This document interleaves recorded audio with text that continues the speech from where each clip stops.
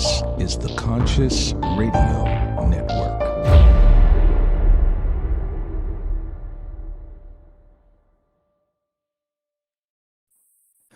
Good morning, good afternoon, or good evening, wherever you might be on this spaceship we call Earth. Welcome to Conscious Radio Network's live weekly podcast series, The Weekly Seance. I'm your host, Reverend Dr. Paul Meckes. If this is your first time, please click subscribe to the YouTube channel, like, share, and comment. You can also listen to this series on Podbean, iHeartRadio, Spotify, Google Podcast, and soon Apple Podcast. And just search for the Conscious Radio Network WKKT logo. Our guest this evening, Miss Raina, a teacher of consciousness, host of Transcendental Transformation Radio Show, Soul Sage, and Spirit Guide. Miss Raina helps others evolve their consciousness by understanding and transforming their emotions to help them gain a new perspective through duality to gain unity. Creator of the IAM Evolution program, which helps people evolve through perspective, through duality, so that they can attain unity. Let's welcome this evening, Miss Raina. How are you? Thank you very much. Thank you, Paul. I appreciate being on your show. You're very welcome. Welcome aboard. So, explain a little bit about the I Am. Well, I Am is all about the evolution of who you are. And we're going through a period called the jump. And this jump has been started from 2020 to 2025. And then it'll continue to 2060. And what this jump is forcing us to do is look at ourselves and figure out, because the age-old question of who we are, the reason why we're here, is who am I and what can I become? And so the idea of the I Am Evolution and what we're really doing is trying to figure out all the possibilities of experiences that we can be. And so when we come to that idea of being I Am, we come to the evolutionary state of recognizing self. Yeah. Now, when was this first launched? It started when I was really young, but as I got older and as I worked with my guides and different people, it evolved. And so I had it under a different name, and then I finally evolved it to I Am Evolution, probably back in 2012. Ah, okay. Yeah, because anytime I come up with an idea, like even this show, I don't know how many times it was like, just the series and stuff like that. I don't know what to name it. I just trust spirit.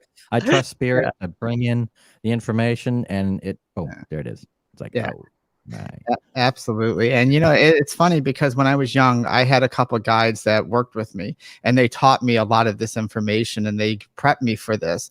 And it was very difficult a lot of times because, in society, we're taught different things. My family was brought up Catholic, and I went to a Catholic school. So there's big contrasting points of view between talking to beings from the other side and teaching me this information that I would end up teaching people later in life, and society telling me this is what I need to believe.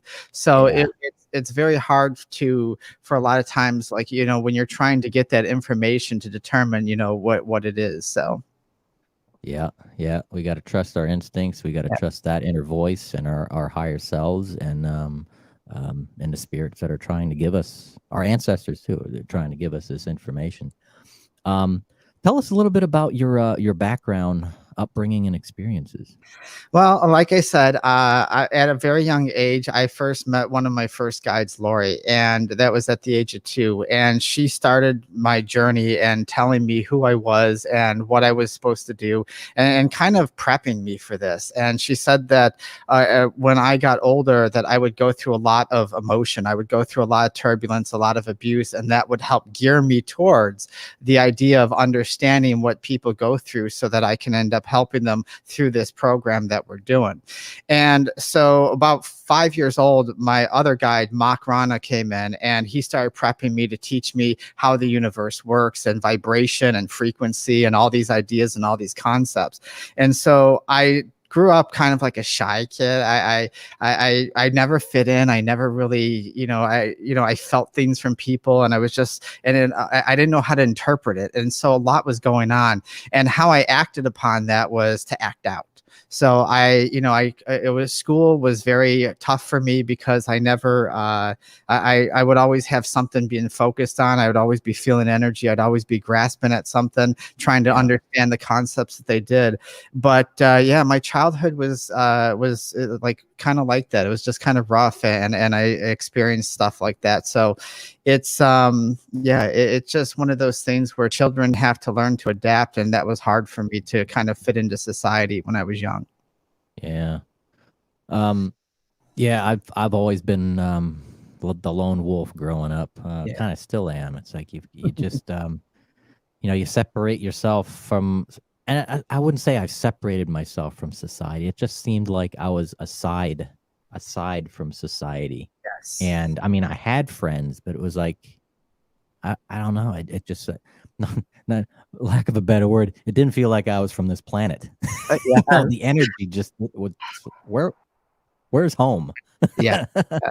And a lot of star seeds have that problem where we feel disconnected because some of us aren't from here. And I know to some people maybe watching that may sound foreign or that may sound weird, but that's the truth of the reality of why of this experience called the human experience, is that not everybody is from this planet, and our DNA is mixed up with many different DNAs from many different beings from all over the galaxies, and so a lot of us feel that contrasting that idea where we're looking up at the stars, and I'm sure you can relate to this. When I was young, I used to look up at the stereo star system and not realize what I was looking at, but I knew that was home. Yeah. I do that just all the time. I'll look up, I'm like, oh, I'm just mesmerized. I'm going, I'm supposed to be up there somewhere. No, you're supposed to be here. That's why you're here. Yeah. It's like you're looking at home. You're looking back down the roadway and just trying to remember, how did I get here? Yeah. But that's the wonderful thing is, when you're young, we're all instinctual. Everything we do is based on how we interpret something. We're emotionally reactive. And so when we're older, a lot of times for most people that doesn't change, and we think that we're trying because we don't feel connected to Earth. But the great thing about being here on Earth is it's a very special planet, and learning to connect to that level of consciousness, because a lot of people don't realize that these planets, these living planets, are beings like you and I, just so much more advanced and so much more evolved. And sometimes we think that we need to go to another planet to get more advanced, but really Earth is pretty advanced itself. Yeah. Caleb is saying that we're still getting a delay on the video. Maybe if by any chance you log out real quick and log back in, it maybe will hopefully resync. All right, I will try. I will be right back. All right.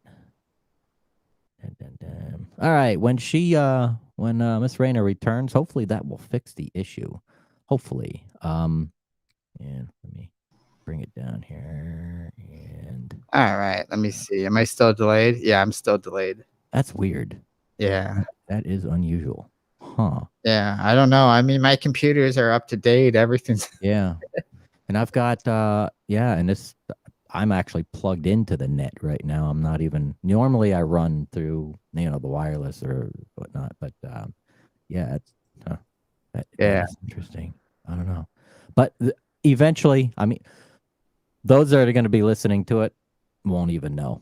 Yeah, absolutely. When it hits the podcast and stuff like that, it's like, unfortunately, hopefully this is just a temporary thing, because it didn't happen on any of my other broadcasts. Yeah, I don't know why. I mean, I'm running on my Mac, and that usually does well. I mean, I could try switching to Windows, and I mean that would eat up some of the time, the airtime of everything. But I mean, usually I host a lot of stuff on here, and so. Yeah, and I'm on my my MacBook too, and it's not much of an issue and stuff like that. Yeah, I wonder why. Yeah. But as long as the content is good, right? Yeah, exactly. It's all about the content. So yeah, if you're watching, just close your eyes. Yeah, exactly. Hear our voices. Right. But you can still ask questions if you want to call in. If you have a question, 407-636-1157. And let me bring up your website here. Okay, your website is www.soulandspiritguide.com. Yes. The email is the IAM Evolution. I'll bring that up in a minute. At protonmail.com. But let's see here. Let's talk about because it was all about the 5 principles of emotion. Yes. So can you explain the first one that you sent? They're in order, right? Or is there any particular order? No, they are all in order. Okay, all right. Yeah. So the first one is recognize untruths. Yes. You can explain that. Yeah. Well, the thing with that is when we start to evolve, we start to realize that most of the things that we're been told to believe in are a lie. And most of the things that we think happen in life aren't necessarily true. And so there's a lot of concepts that people pass down, from our parents, from society, from school, everything that we hear that we just sometimes accept because the general population accepts it. I get, there's tons of examples. I saw just the other day about, and this is just something silly, but it just kind of puts that idea out there.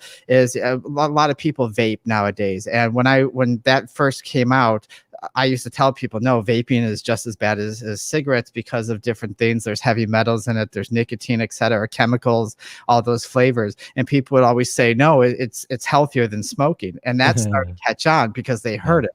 And sometimes we want to accept things because we want them to be true, but that just doesn't mean. And the first step to evolving is trying to get us to understand that that those are, that some of the things that we believe aren't true. Yeah. And also believe, and that's the thing. How do we know what to believe nowadays? I mean, there's so much stuff out there that, most businesses are out there, I'm not going to name them, but they're always out there. It's all about a business. It's all about selling a product and service. From the big corporations to the small mom and pops, it's all about business and selling and making a living. But yeah. Are those ads, are those campaigns and stuff like that? Is that product true and healthy and for the best of mankind? Absolutely. So yeah, absolutely. And that brings on a big point, because you look at it and you say, well, our brain is so conditional when we're young, because as infants, we're just taking in information. Everybody has to remember that everything in the world is information. It's data, it's frequency, it's vibration, including us. And so how we intake that information is what we call our 5 senses: eyes, ears, nose, mouth, touch, feel. But what ends up happening is that our brain is also taking in information too. And if we hear something over and over, and that our brain accepts it as truth, and this can be the most dangerous thing, because a lot of times what causes the most chaos in our life is the limitations that we have been put in our head by other people. Yeah. And that is too, like, and I think the entertainment industry has been doing that for years, putting in subliminal information. Subliminal programming, I guess, is what you would call that. Absolutely. And that's it is. It's you watch TV and and all of a sudden you see all these things and you hear it over and over, like pharmaceuticals and different things like that. And these things are instilled in us. You need this in order to survive. You need this in order to be this, and you need to, take these pills, or you need to do whatever in order to look like this or act like this or be successful in life. And this is the type of programming that keeps us in that limitation. This is the type of programming that will create emotion and cause chaos in our life. Yeah. That's dangerous. We're getting into a dangerous world, especially especially nowadays. Absolutely. The second principle, release the survivalist. Yes, absolutely. So what is the survivalist? And that's something that you have to ask ourselves is when we're looking at something, is that when we think of survivalists, what do we think of? We think of maybe animals. We think of, when we watch animals outside in the nature, a lot of times these videos and stuff, they're out doing their thing. All of a sudden a lion comes after them. They take off running and they're trying to survive. And this is what we do in our life every single day. Most of us have had experiences that may have caused unpleasant feelings because we don't understand that these experiences were meant to teach us something. And instead, we victimize ourselves to it. And so now we become afraid of something, and we become afraid of people. We become afraid of dating. We become afraid of doing things because we've had an experience that in our mind was a negative experience or a bad experience. I'm doing my air quotes because those things just aren't true. But that's what we believe. And so we become in a fight or flight, like a living state every second of the day. And so we live under a constant state of anxiety, stress, cortisol, constantly pumping through our body, adrenaline, etc. And this is not a way to live. So we have to start recognizing, like I said in the first thing, the things that aren't true. And that'll help recognize us that, hey, you know what? I'm living stressed out all the time. I'm living in fear all the time. And I have to resolve this. Yeah. It's and when it comes to that survivalist, some of it seems to be some of our reactions seem to be obviously natural. And that's the thing, when we're driving in a car all the time, I do it all the time. It's like I'm paying too much of close attention on everything, and cars, is it swerving, is it getting in my lane, blah blah blah blah blah. Yes. But then it's also, it seems like the survivalist thing too is not watching other people, but being careful from other people, because there's predators out there. Not only the lion, but there's our predators out there, other people that want to take advantage of us. Hence, going back to the first principle. Yeah, exactly. And you got to ask yourself, Dr. Paul, how many things do we project? We project ideas, and that doesn't, I mean, if you close your eyes and I say, picture the most delicious apple right now, it's juicy, hear the crunch, your mouth will start watering. And why is that? Is because the brain doesn't realize the difference between reality and imagination. And this is the exact point of living in that fear, is we see something on TV and it frightens us. We see something that happened. We watch the ID channel, and we see these things. And we start projecting that into our life. Once we start creating that, the mind starts creating these patterns of saying, yep, that's something to be afraid of. That can happen to me. And in order for me to protect myself, because that's what the fight or flight response does, right? I have to protect myself. I have to get out of there in order for me to escape and be safe. And that's the way we live. So we project all these ideas and situations on people and things we experience before they even happen, if they are even going to happen at all. Yeah. Let's move to number 3. Okay. Retain our reactions. Yes. Ego. Yes. How many of us can admit to our ego, right? How many of us can sit there and say, yes, I am egotistical, or I live in ego. And this is the hardest thing to do, because we like to point the finger. We like to say, well, it's your fault. We don't take responsibility in today's society. It's easy for us to say, well, this is done to me, rather than say, what did I do to contribute to this situation? What did I ignore? What did I choose to not see because I wanted this person or I wanted this situation in my life? And our ego, which is the unconscious mind, you have the conscious, the subconscious, and the unconscious. The subconscious is who you really are as a soul. The unconscious mind tells us that, hey, this happens, so this could happen to me. And it's that ego part. It's that victim and survivor that plays with each other all the time. And so we have to retrain that. We have to start looking at ourselves and saying, well, if I'm going to figure out if I'm going to figure out who I am, and I want to be resolved of my emotions, and I want to be resolved of my pain and suffering, and I want to separate, and I finally want to start going on this journey of evolution, then what I have to do is I have to start retraining my ego, the voice in my head that says I can't do things, that things are going to happen to me, that, that, as most people would say, that negative talk. but yeah, and that's really what retraining the ego is making sure that all the voices that were put in your head by you and others are retrained to match up to your alignment with what you want now.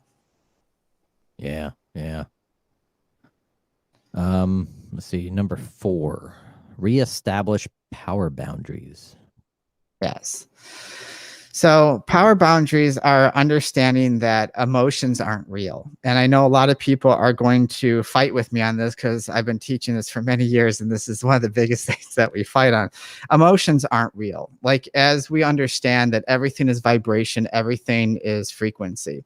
And what this is, what emotions really are, is data. So as we're touching everything, as I'm grabbing my eyeglass case, my fingers are touching it, it's sending information to my brain. And based on our experiences will tell me whether or not I like it, whether or not I'm fearful of it, whether or not I'm going to become angry because of something that has happened. And that stops. What we're really doing is we're kind of not understanding that information. So when we have an emotional reaction such as anger, it's because we're not seeing the whole situation and understanding the data that's coming into our body.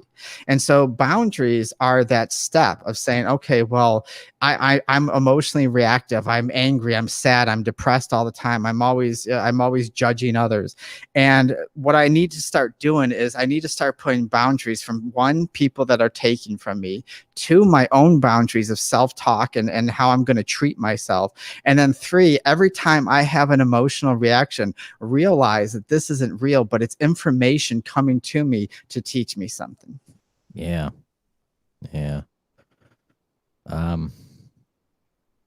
Relearn emotional capabilities.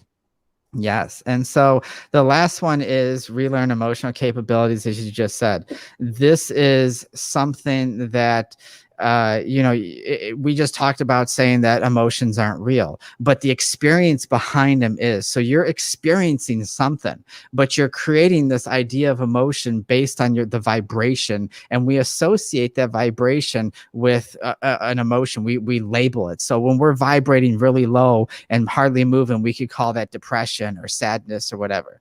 And so now we have to learn to understand what life is without emotion. I mean, it's always going to be a part of us, because it transforms. Emotions transform knowledge into wisdom, and that's the main point. Because as you're learning emotional capabilities, you have to understand who you are in that aspect. And so now we're no longer fearing life. We're no longer becoming angry when someone is mean to me. We're no longer thinking that every person is going to be in a relationship is going to cheat on me or be awful or whatever, because that was our experiences. So now we have to relearn who we are without those crutches. Yeah. And now you've got, let's see, because I'm looking at the brochure that you've got here, and you got a breakdown on the becoming unity, and one is self-perception. Mm-hmm. Yes. Actually, I'd go down the list, but there's quite a few. What I'll do is I'll grab a couple of them and stuff like that, and that way you can maybe do a highlight on that and explanation of it. One is the first one is self-perception.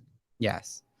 So it's exactly what it sounds like. What do we perceive about ourselves? How do we actually view ourselves? Minus the way we've been told to think about ourselves. What is our perception of self? This takes us back to responsibility. This takes us back to understanding who we are. Well, I'm not these things. Like, I'm not the job that I am. I'm not these things that people will put these labels on me. What I am is who I am inside, and that's my capabilities of whatever I can be.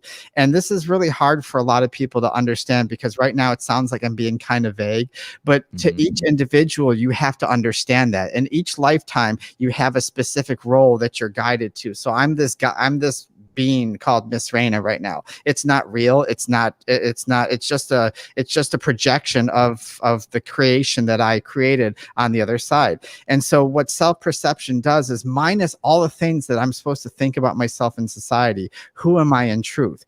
And that gives me the capability of expanding my consciousness to see the unlimited possibilities of everything that I can be. So I may label myself Miss Raina for you guys, but every 6 months and every year here, I can be whatever I want, and I can transform those ideas, and I can be an idea that's greater than just this one person. Yeah. Yeah. Being consciously aware, and hence this show. I mean, we talk about consciousness all the time, but yeah.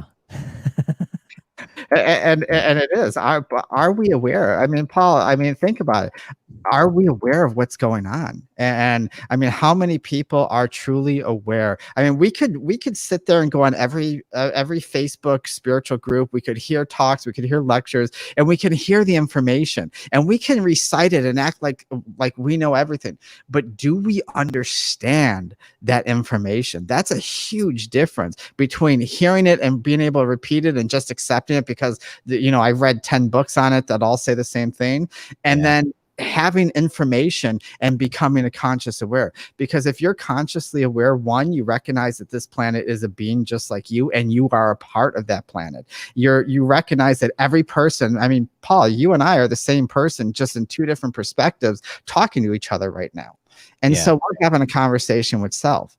And that is conscious awareness, is being aware of no longer wanting to hate people and be angry at the world and afraid of the world, because you realize that everything is happening within you. Yeah. Yeah.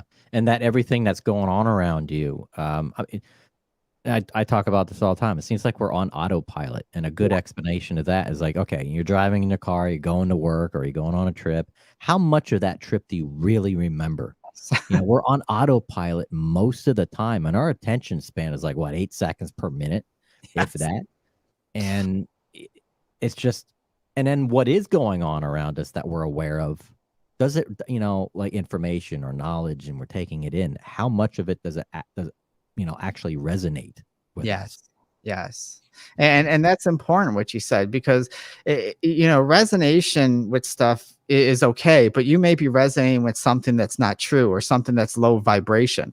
There is no such thing as positive and negative, as in good and bad. What that is polarity. There's a positive aspect of life, which is masculine energy, and then there's the negative aspect, which is feminine. That's very reflective. They do two different things. Most of the time we're afraid of the negative aspect. That's why we call it bad, because we think that it's out to get us, or something's and we try to resonate with these things called positivity, because we think it's going to bring us enlightenment and all these wonderful things.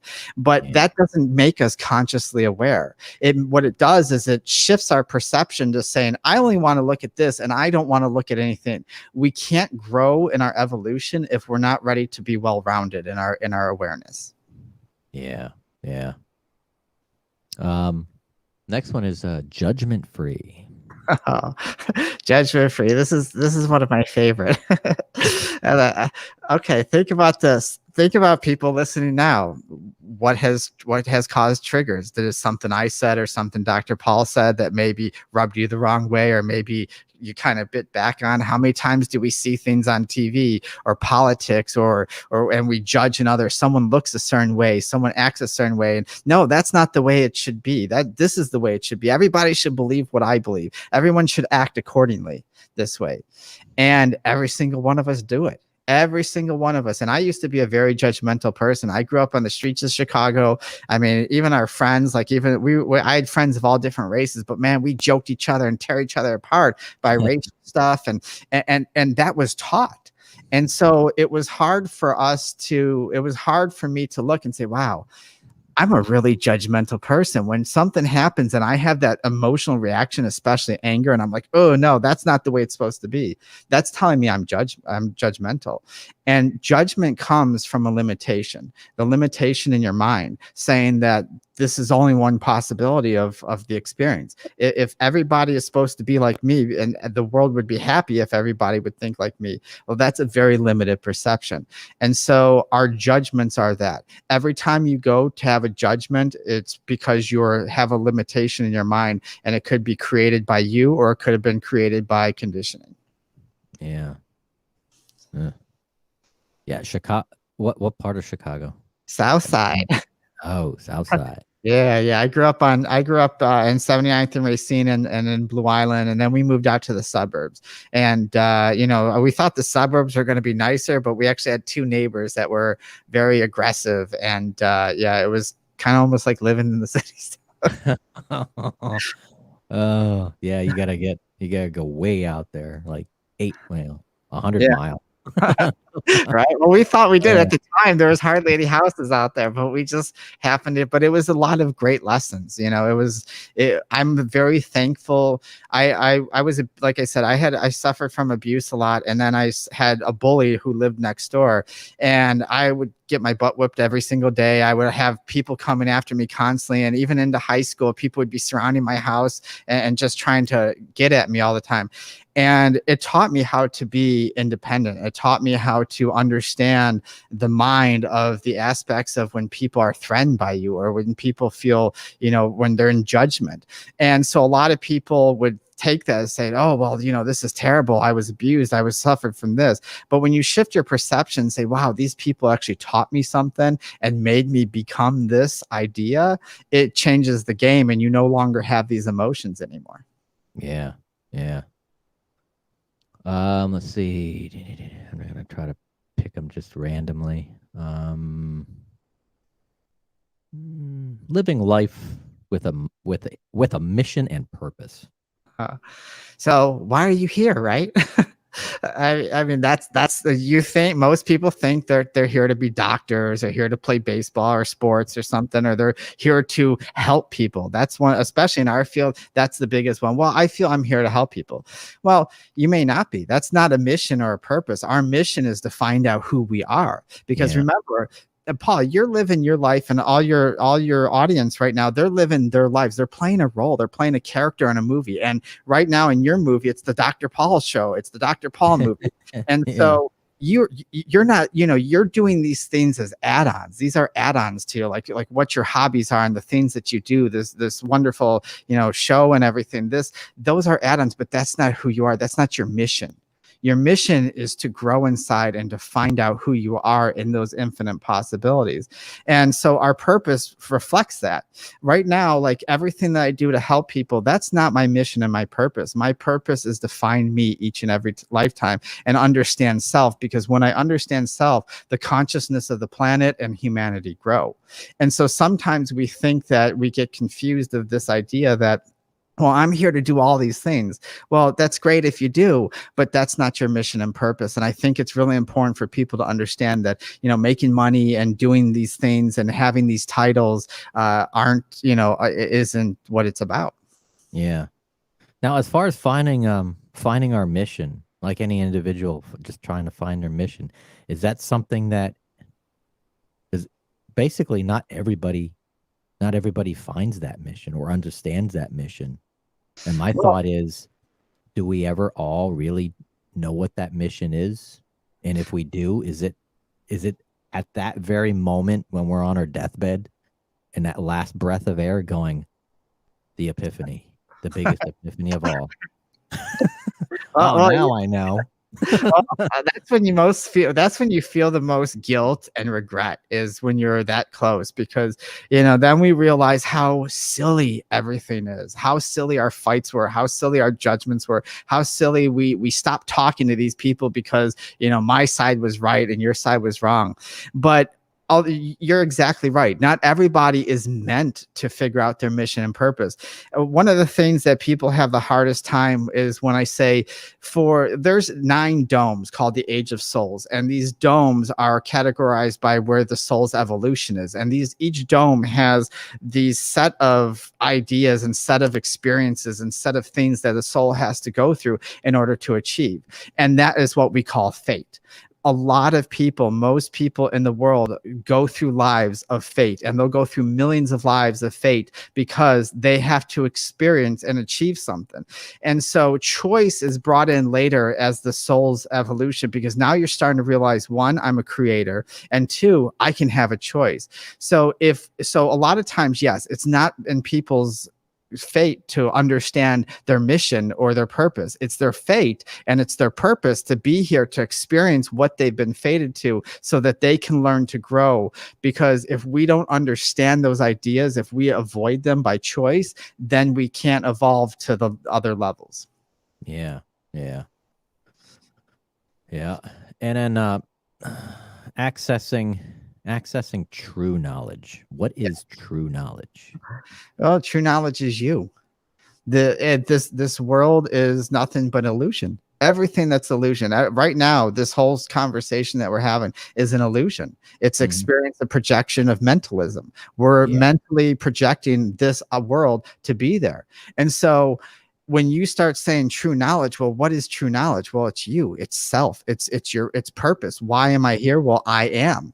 I am means so much. When you become this, there's no such thing as alignment, what we think of what it is. But when we become these conscious beings and we start to evolve, you start to realize that everything you are is I am, because it's a vibration. It realizes that you are perfect in self in every possible way in all its infinite experiences.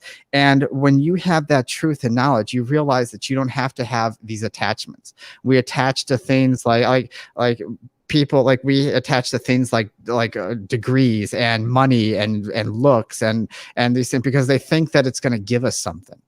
But when you start to understand true knowledge, you realize that all this information is to really bring you back to self. And that's the most that's probably one of the greatest gifts you can actually learn. It sounds kind of like not like anticlimactic, but when the feeling happens inside, you're like, oh my God, I'm here for self.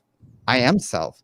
And it just like life just changes your perception. Yeah. Yep. Yeah. And let's see, here we go. So we got one. Oh, so Caleb says going back to mission and purpose, can that change, or is it set in stone for us? Oh, that's actually a great question. And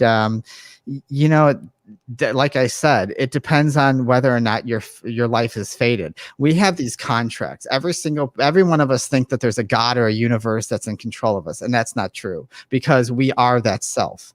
And so we are in control, and we write out every single thing that happens into our life, from the time we're born to the time we die, and all the way we look, our friends, school, everything. And so depending on and life is really like a puzzle. Like, you ever remember, I don't know if you're old enough, but remember the Rubik's Cube? Yeah. So I when could you never get those. I know, right? And there's a twist to it, though. There's like a thing. But think of this, Dr. Paul. So when you spin that Rubik's Cube around, at first you get it, it's all nice, all the signs are even. And the more you play with it, the more it gets jumbled, right? Yeah. So the more lives you have, the more things look jumbled, because you're experiencing the different possibilities, and you're twisting that cube around, and you're trying to put these pieces together, because everything in the universe is geometric shapes, including us. And so every time we have a life, it's like spinning that cube. And what ends up happening is that those certain lives that we have to live have to do certain things. And so, yes, so the mission and purpose might be fated by that. But like, as I said, the older you get, once you start realizing that you are the creator, that you are the creation of everything, that you can have the power to do anything, that's when things start to change. And now you have choice more added into your life, because now you're saying, well, I can stop, I can understand this, because we don't want to stop it or change it, but we want to go through the experience and then try to use our choice to understand that information, instead of just keep going. Yeah. I'm gonna try to do a quick screen sharing thing briefly. So your website, so it shows on your website here that you have you had an appearance on Fox, NBC. Yes. Yeah, we're doing an update to that site. There's a lot of places I've been that aren't on there right now. I've been working on my website all day, actually. Up to about a half hour before showtime, but we're doing a revamp of that. But yeah, and that's the thing is again, like, as long as the information gets out here, I don't care, that's been put on there just so people can understand that this information is getting out there. But again, consciousness is information that we all can share. So yeah. Well, now explain your radio show. It shows your Transcendence radio show. Okay, well, the show is called Transcendental Transformation, and so about 10 years ago, I was doing a meditation, and all of a sudden, Lori showed me that I was going to be doing a podcast. At that time, I called it a radio show, so it just stuck. But and I said, I don't know a thing about doing radio. I've never done it. I've never, And so I called one of my friends, and I said, hey, Melissa, do you want to be my co-host on it? Just because I've never done it, you've never, and hey, this is the way. And that's the way it started. After about maybe 8 episodes, I was like, I really don't like this. I want to go on my own, because we were just advertising for people. And I feel that the radio show should be, information should get out there for people.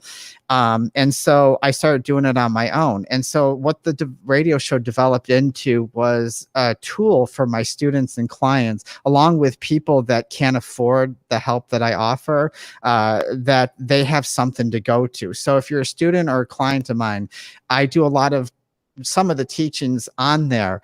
And as you're listening to the podcast, you're like, oh yeah, she taught me this. And it kind of reinforces those ideas so they stick. And again, like I said, for people who can't afford it, because everyone deserves help in some way, the information on there is enough help to really get you started in a lot of ways. Yeah.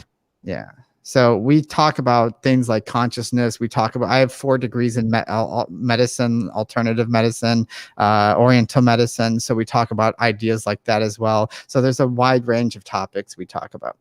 Oh, wow. Yeah. Wow. I've noticed here, because I've got the brochure that I picked up with the Palm Beach Expo. And you've got the 369 code.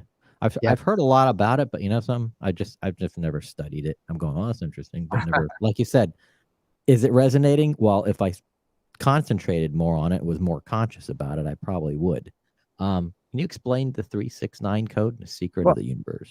Well, the 369 code is what the 3rd dimension resonates at. We're in the 3rd dimension. The 6th dimension is the creation. So in order for the 3rd dimension to exist, we have to create it from someplace. When we go and we have these ideas of manifestation, like what's that? What is it called? The law of attraction or whatever.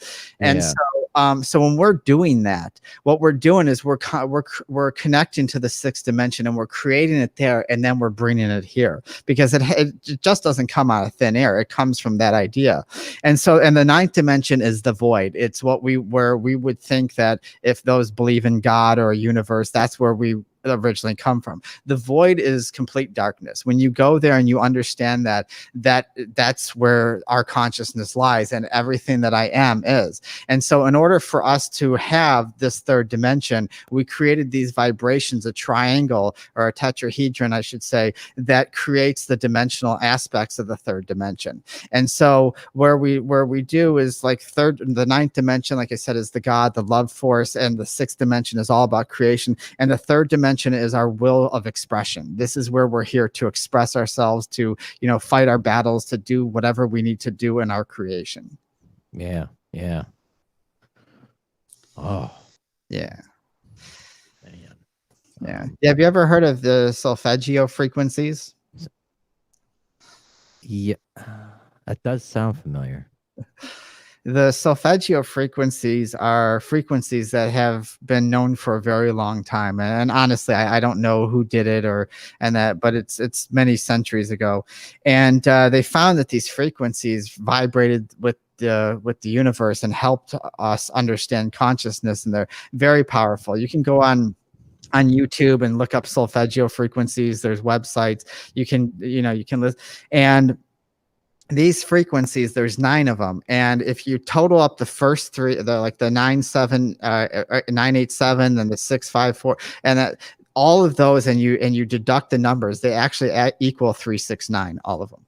And so that vibration allows you to connect to yourself and expand to all 3 dimensions while you're meditating. It's actually one of the most powerful meditations the music I actually use. Whoa. Okay, now I'm intrigued.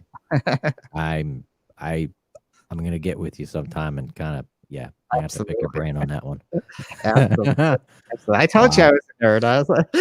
I was sitting there one day. I was like, wow, these things are powerful, and I just started breaking down and I saw a pattern in it, and I was like, let me deduct this. And I started using Pythagorean's deduction or reduction, I should say. And I just started, and all of a sudden I started, wait, that's 9, that's 6, that's 3. And so I did it again, 3, 6, 9, 3. And I was like, now I get it. Yeah. Yeah. Oh. Caleb has another question. Is what do you think of the biggest challenge people are individually going through in the world right now? And is there something we can do to help it? Oh, biggest challenge. I would say giving into their fear and their emotions, like their hate and anger. As we know, they don't exist because they don't there. It's just a limitation. We bought into a society of cell phones and TV, and that we have to be distracted by things. So we've lost connection to ourselves. And while technology is wonderful because it's doing like great shows like yours and allowing us to connect to many people, unfortunately, a lot of times people don't use it for the purpose it is, and we get lost in that. I just joined what is it, TikTok, because my friends were like, you gotta go on TikTok to do video.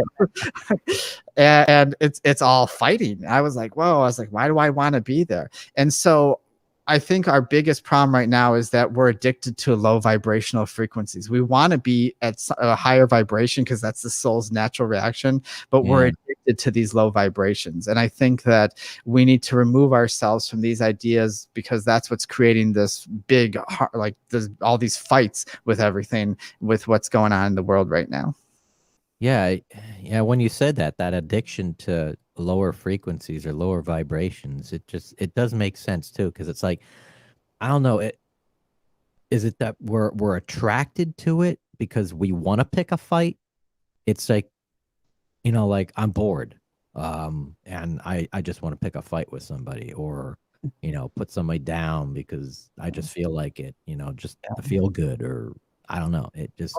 Well, that's the low vibration. I mean, we resonate, and so if you think of like an ocean, okay, and you say like you're the ocean, picture you being the ocean right now. And as you get closer to, as you're out there, you're constantly sending out waves, right? Because the moon shifts everything. It bulges the earth out a little bit and it creates waves. And so, but if you're vibration and you're resonating at something, then what's going to happen is a lot of people understand that as like the law of attraction, as well as that what you're putting out there. So you're not necessarily attracting it, but what you're doing is you're vibrating, finding other things and saying, oh, this feels like me, so I'm going to bring it towards me now and create this in my life. And this is so that's why we want to fight people. We want to fight people because we're fearful. We want to fight people because we're angry. We think that we're protecting ourselves, but really what we're teaching each other is separation. Yeah. Caleb also asks, so what can we do to start breaking that addiction, getting away from that low vibrational stuff that we are addicted to?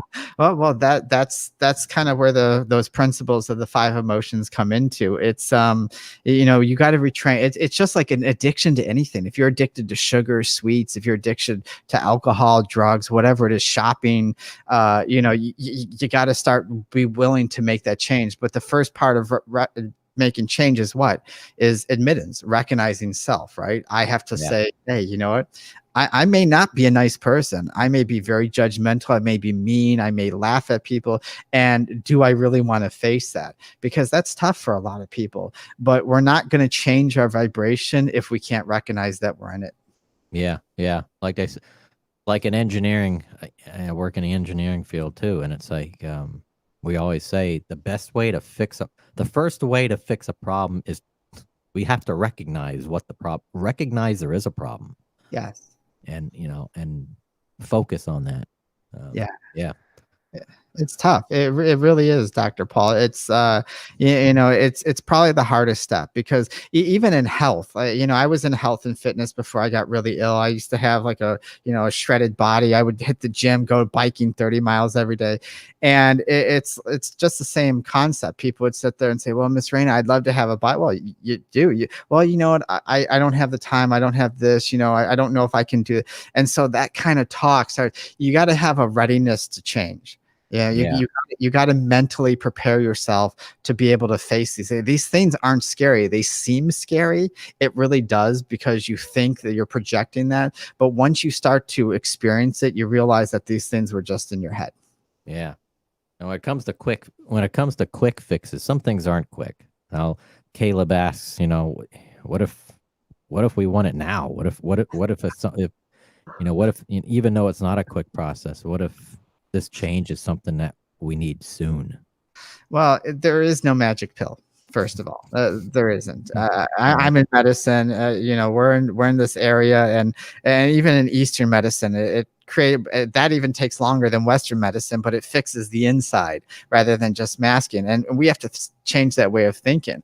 I mean, Dr. Paul, I don't know if you watch TV, but I like to watch like Nickelodeon and stuff. But even on those channels, you see those like commercials for, hey, take this, and like in a few weeks you'll feel like this, and you'll be like this, and you'll have energy again. And so we're always looking for a way to not do anything. We're looking for an easy way out. And so if there's nothing that's worth it is worth it in now. If worth it to you, then you got to take the time to evolve from it. There's things that I'm still working on that happened in my childhood that I revisit purposely so that I can learn to understand more. Yeah, absolutely. We learn something new. That's the thing. It seems like we learn something new every day, and that's the thing, being conscientious of the things that are happening around us. You will learn something new every single day. It's just we have to be involved in our lives. Yeah, absolutely. I mean, but isn't that a wonderful thing, Dr. Paul? I mean, to learn something new every day. I mean, think about how boring it would be if we were all the same, if we knew everything that there's possibly to know about the universe. And that's the thing is, yes, I'm a spirit guide. Yes, I'm a soul sage. And people think that, oh, Miss Raina, you have all this. Well, I know what I know, but I don't know everything. And I don't want to know everything because that would make life boring. I mean, how am I supposed to, if I came in and my consciousness said, okay, well, since you've already been evolved there, I'm just going to bring in all that information. The experiences with the wisdom of those experiences would not be had because I would know it, and I would not have that experience here. And so I think that's what's important for us to understand is love the experiences that are going on, love yourself to get that information. Yeah, absolutely. We have to appreciate yourself, respect yourself, have respect for yourself, and then you can have respect. Well, love yourself first, and then you can. But doesn't that take time itself too? Yeah.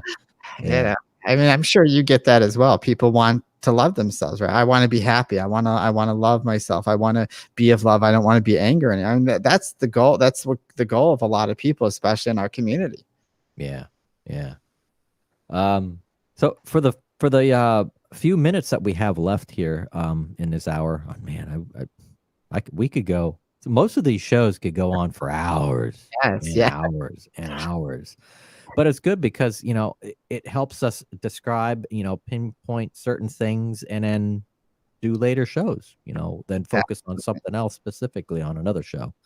But for the few minutes that we do have, the 6, 7 minutes that we do have, if anybody does want to, call in really quick, 407-636-1157 and express something really quick with Miss Raina, and go right ahead. Or you can get on the chat and send a quick question. Let's see. Let me go back to our captions here. Now, I'm going to bring the website up again. So you can go to www.soulandspiritguide.com. And your email, that's Proton Mail, yeah. Yes. IAM Evolution at Proton Mail. Now that Proton Mail that's a .com ending, right? It is, yes. I love Proton Mail. It's very secure email. I've heard of it, but I've never actually used it. Yeah, it's very well encrypted. So I don't like a lot of the Google stuff. I mean, I have Gmail accounts and stuff, but even in their privacy, it says, "Hey, we can read your emails at any time." So yeah. Wow. See if I can. Well, with the 5 minutes that we have, what would you like to as a takeaway for everybody? Well, honestly, I just think that people need to start being less hard on themselves. One of the things that, I've learned being here again this round is understanding that we're also hard on ourselves, and we put all this pressure to be somebody, yeah, or be these ideas. Especially when I was young, I had these pressures of taking over my father's business and doing all this stuff, and my daughter's going to do this, and I just think that we need to, give ourselves a little love, give ourselves some, a break once in a while, and just kind of say, you know what, I'm not meant to know everything. I mess up. I'm not perfect. I'm trying my best, and I'm going to learn what I'm going to learn, and let the chips fall where they may. I think we're too much in a rush to try to be like the all-knowing beings in one lifetime, and that just doesn't exist. Yeah. And Dolores, welcome back, Dolores. Dolores says, great idea. Let's have Miss Raina back on again. Thank you, Dolores. I appreciate that. And Kayla says, if you could give one gift to the world, what would you give them and why? Ooh, a gift to the world. Trying to stop me at the last right. You know what? There's nothing I can give them. You got to give yourself that gift. You got to give the gift of self. And what I mean by that is learning to accept yourself, learning to have patience with yourself, learning to be open to new ideas. And I think that's the greatest thing, because I could teach you all this stuff. Dr. Paul can teach you all his stuff, but if you're unwilling to use that information and for yourself and be open to it, then I think that's where we falter. So I think that's really the gift, is giving yourself that own gift. Yeah. And I think a big gift too is I tell everybody this, that the best gift to give yourself is to forgive. Forgive, because everybody is carrying a grudge with them in some form or fashion. Yes. And forgiveness is the best gift to give yourself and everybody else. Yeah. So. But that's us being hard on ourselves. We're here to make mistakes. We're here to falter. We're here purposely not to know stuff, to do things. I mean, we've all done things that maybe we think are terrible. That doesn't make us terrible people. It makes us human. And that's why we're here. And I think that shift in perception will change, you being so hard on yourself. Yeah. And trying to get away from that, this perpetual thought generating machine we call the brain, walking away from this movie that's around us. Yeah. And those are one of the biggest spiritualist teachings of Buddha and the Maharishi, and I mean everybody, all the spiritual masters. And just move inward. Yes. and capture the eternal essence of the I am. I am. Yeah, perfect. The perfect way to close it out.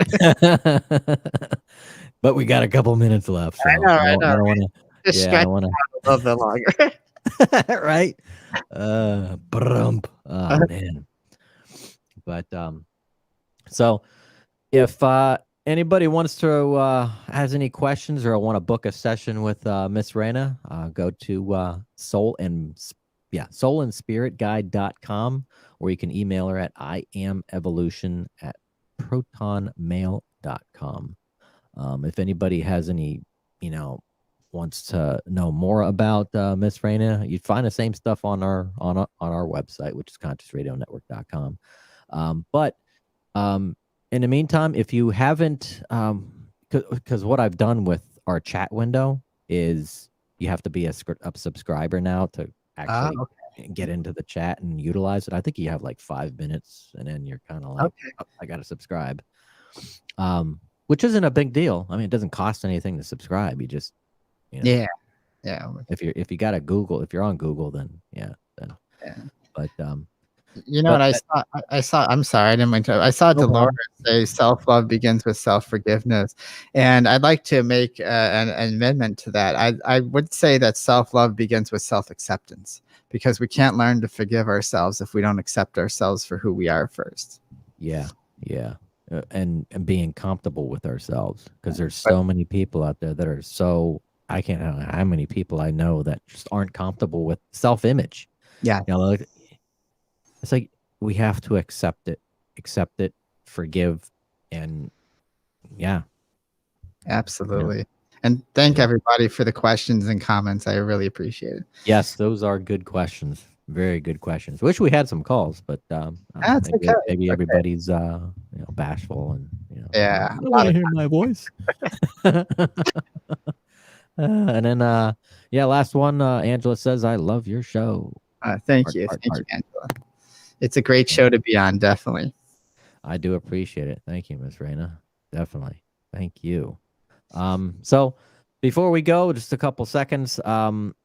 If you haven't subscribed to the channel, please subscribe to the Conscious Radio Network YouTube channel. I did just send out a newsletter to all our, I wouldn't say subscribers, but our email subscribers. So everybody who had given us your email during the expos and stuff, you should have gotten something today to explain about the network, and those will be monthly.